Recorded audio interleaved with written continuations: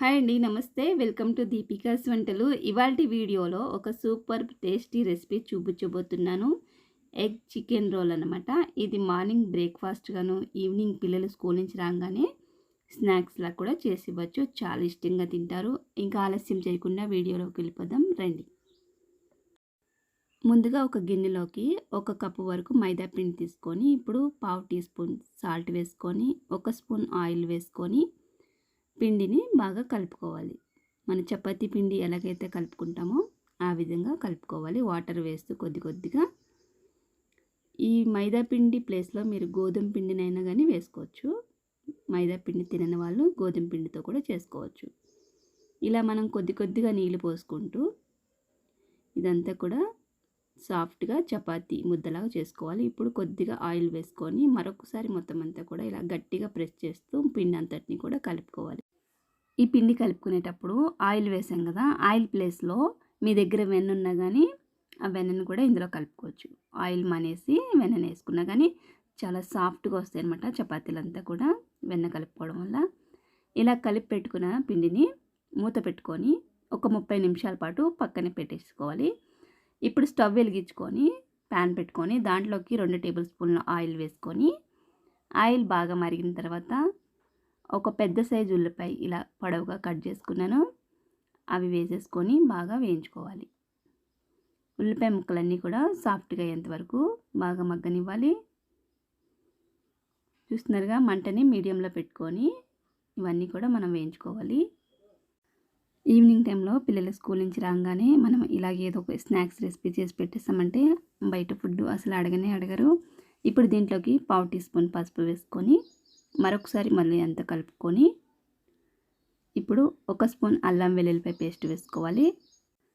అల్లం వెల్లుల్లిపాయ పేస్ట్లో పచ్చివాసన పోయేంత వరకు బాగా వేయించుకోవాలి. చూస్తున్నారుగా, ఇలా బాగా వేగిన తర్వాత దీంట్లోకి ఒక పావు కిలో వరకు నేను బోన్లెస్ చికెన్ తీసుకొని వేసుకున్నాను. చిన్న చిన్న ముక్కలుగా కట్ చేసుకొని వేసుకున్న తర్వాత బాగా కలుపుకోవాలి. చికెన్ బాగా మగ్గేంత వరకు కూడా మూత పెట్టుకొని ఒక 10 నిమిషాలు మీడియం ఫ్లేమ్లో బాగా ఉడకనివ్వాలి. 10 నిమిషాల తర్వాత మూత తీసి ఇప్పుడు ఒక హాఫ్ టీ స్పూన్ సాల్ట్ వేస్తున్నాను. మీరు రుచికి తగ్గట్టు వేసుకోండి ఉప్పు అనేది. ఇప్పుడు హాఫ్ టీ స్పూన్ ధనియాల పొడి, half teaspoon garam masala,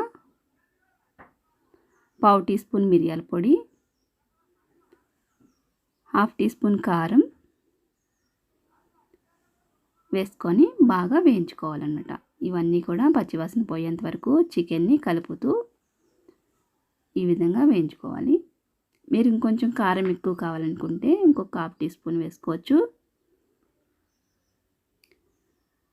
చూస్తున్నారుగా, చికెన్ బాగా ఉడికిపోయింది. ఈ చికెన్ని ఇంకా పెద్ద పెద్ద ముక్కలు ఉంటే కొంచెం గరిటెతోటి ఇలా ప్రెస్ చేస్తే చిన్న చిన్న ముక్కలుగా అయిపోతాయి. మీకు ఇంకా చిన్నగా కావాలంటే కత్తితో బాగా చిన్న చిన్న ముక్కలు కట్ చేసుకొని కూడా వేసుకోవచ్చు. ఇక్కడ నేను కొంచెం పెద్ద సైజే తీసుకున్నాను. ఇప్పుడు మూత పెట్టుకొని మరొక నిమిషం పాటు మగ్గనివ్వండి. ఒక నిమిషం తర్వాత మూత తీసి మరొకసారి మొత్తం అంతా కలుపుకొని, ఇప్పుడు కర్రీ అయితే రెడీ అయిపోయింది కదా, ఒకసారి ముక్క ఉడికిందో లేదో ఒకసారి చెక్ చేసుకోండి. ఇక్కడైతే మనకి చికెన్ అనేది ఉడికిపోయింది. ఇప్పుడు స్టవ్ ఆపేసుకుందాము. స్టవ్ ఆపేసుకొని దీన్ని పక్కన పెట్టేసుకోవాలి. మనం ముందుగా నానబెట్టుకున్న చపాతీ పిండి ఒకసారి కలుపుకొని దాంట్లో నుంచి ఒక నిమ్మకాయ సైజ్ అంతా ఉండని తీసుకొని ఒక రాయి మీద పిండి వేసుకొని మైదా పిండి వేసుకొని ఇప్పుడు ఈ చపాతీని రౌండ్గా చేసుకోవాలి. మన చపాతీలు ఎలాగైతే చేసుకుంటామో సేమ్ అదే విధంగా దీనిని కొంచెం మరీ పలుచగా కాకుండా మరీ మందంగా కాకుండా మీడియంగా ఒత్తుకోవాలి. చూస్తున్నారుగా, వీడియోలో చూపిస్తున్నట్టుగా రౌండ్గా చేసుకోండి.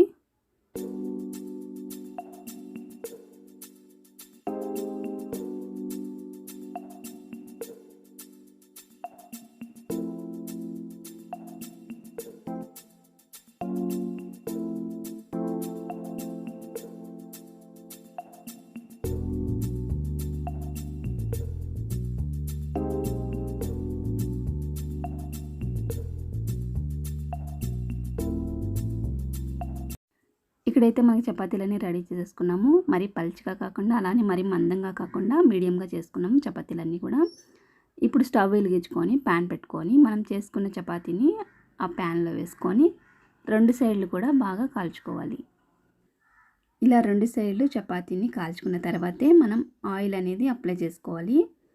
ఫస్ట్నే ఆయిల్ అనేది వేసేయకూడదు.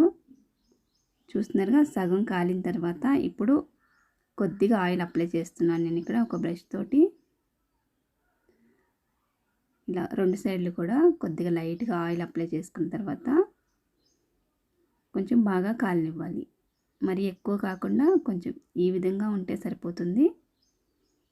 ఇలా కాలిన తర్వాత తీసేసి ఒక ప్లేట్లో పెట్టేసుకోండి.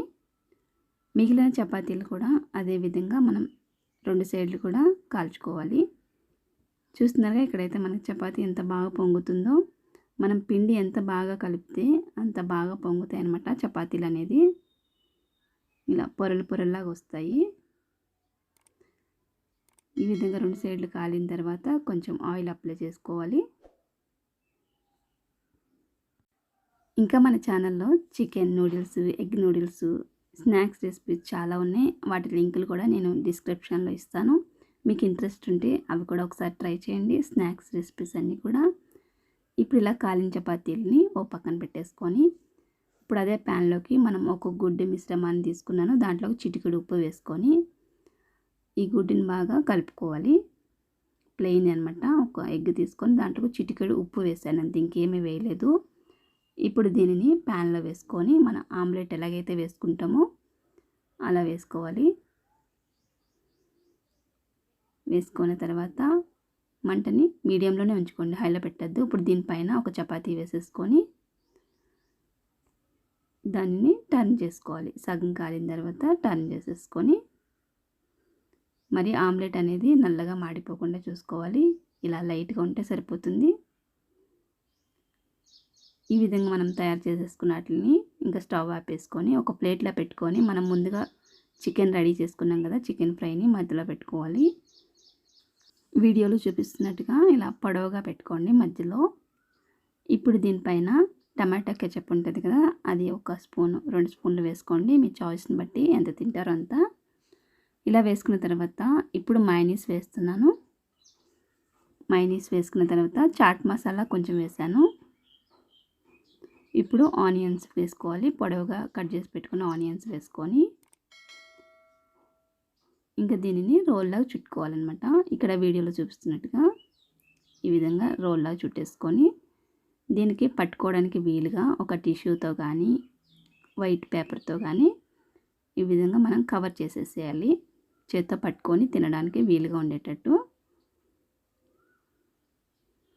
చూస్తున్నారుగా, ఇలా సింపుల్గా రెడీ చేసేసుకొని ఒక ప్లేట్లో పెట్టుకొని మిగిలినవి కూడా అదే విధంగా మనం ఫస్ట్ ఎలా తయారు చేసామో చికెన్ పెట్టేసి దానిపైన టమాటా సాస్ వేసి, మైనీస్ వేసి, ఆనియన్స్ వేసి, కొంచెం చాట్ మసాలా వేసి ఇంకా రోల్లాగా చుట్టేయడం అనమాట.